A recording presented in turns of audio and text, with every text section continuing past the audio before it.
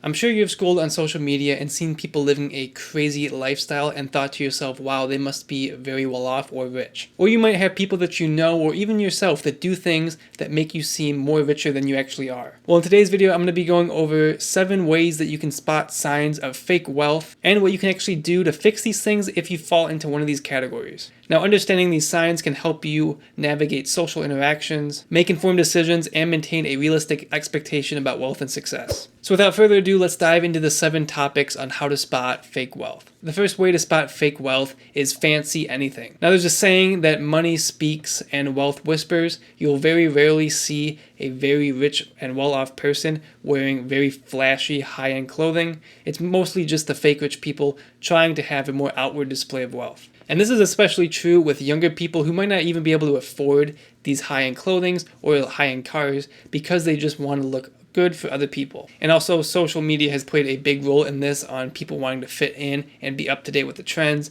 and the nicest items. Now, if you fall into this category on buying very expensive things, try to limit your wardrobe down to only essential items that are still very high in quality that can compete with these higher end brands. That way you'll be saving money on these clothing items, but you'll still feel really good while you're wearing them. Now, the second thing to look at is going to be high debt levels. Now, having debt is a hidden thing that most Americans don't even bring up in conversation or don't even want to talk about. Because who really wants to talk about their debt levels?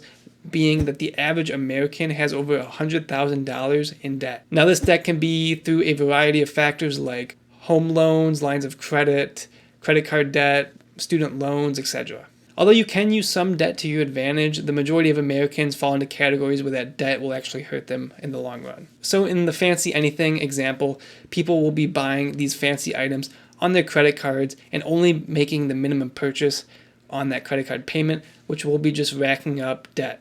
So while somebody could have an outward appearance of wealth using their cars and clothes, just know that some of that is used on debt and they might have a big debt snowball that they still have to repay off in the long run. The true wealthy people have no debt and everything is paid off, so if you want to get there, the best thing to do is to start working on debt that you do have to get that paid off. Now, the third sign is going to be a lack of savings. Now, a lot of people live paycheck to paycheck, and some of these people don't even need to be doing this because they have such a high expense compared to their income. A true well-off person will be able to quit their job and still maintain their lifestyle and having that money work for them throughout the years. So if you're living paycheck to paycheck, and these people that don't even need to be living paycheck to paycheck and could be saving, if they're spending that on big designer items or very fancy items, it can definitely hurt them off and pretend like they're fake rich. Now, a lot of people have the mindset, it might even say to you that, oh, they'll start saving money once they have a higher income level, but as that income rises, the amount that they're going to spend will also increase with it,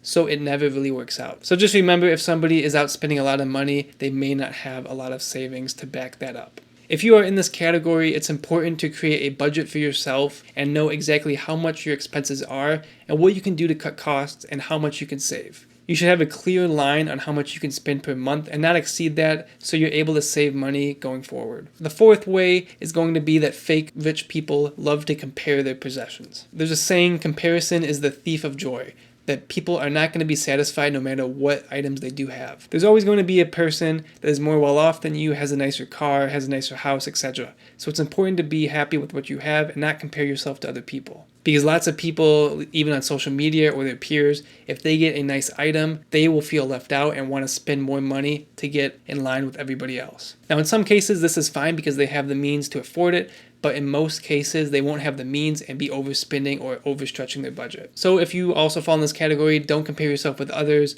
Always live within your means and be happy with what you have, and you will definitely live a more happy and fulfilled life. Now, the fifth thing is going to be a high credit score. You will often hear people brag about their credit score to peers, or even, I've heard it myself, or even online to other people. And everybody wants to have a high credit score in the 800s or upper 700s because that can help you qualify for the best loans. But credit score actually has nothing to do with how wealthy or rich you are. It's just a measure of how responsible you are in paying off your monthly payments on your credit card. Paying your credit card off on time is a big way that you can increase your credit score, so it's not really a factor of how wealthy you are. Another sign with credit cards is going to be credit rewards. You might see a lot of people brag about them getting upgraded in business class or being able to access lounges or even being able to upgrade to fancier hotels. Well, you may think that these are signs of really rich people. It's actually a sign that they're spending a lot of money on a credit card and getting upgraded. And this can fall also into a lot of examples like lack of savings,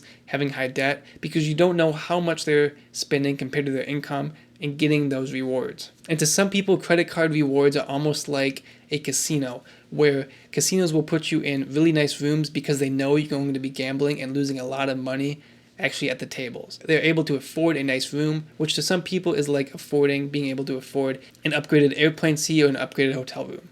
Now the seventh example is going to be high income earners. Now some people call these high income earners who maybe are fake rich or not wealthy yet are called Henrys, which stands for high earners not rich yet. Now this is similar to kind of like the lack of savings, where people could be earning over 6 figures, but if they're spending on expenses over 6 figures per year, then they're not really getting wealthy and almost living paycheck to paycheck. And this can be even confirmed through a study where 32% of high income households wrongfully assumed that they were ready for retirement, which means that their savings they did have currently were not up to the standards to be able to retire down the line. And this shows you that even if you do have a lot of money, you could still be set back and not have adequate savings for the future. And this is why it's so important to create a budget so you know your expenses and know how much you're spending every month.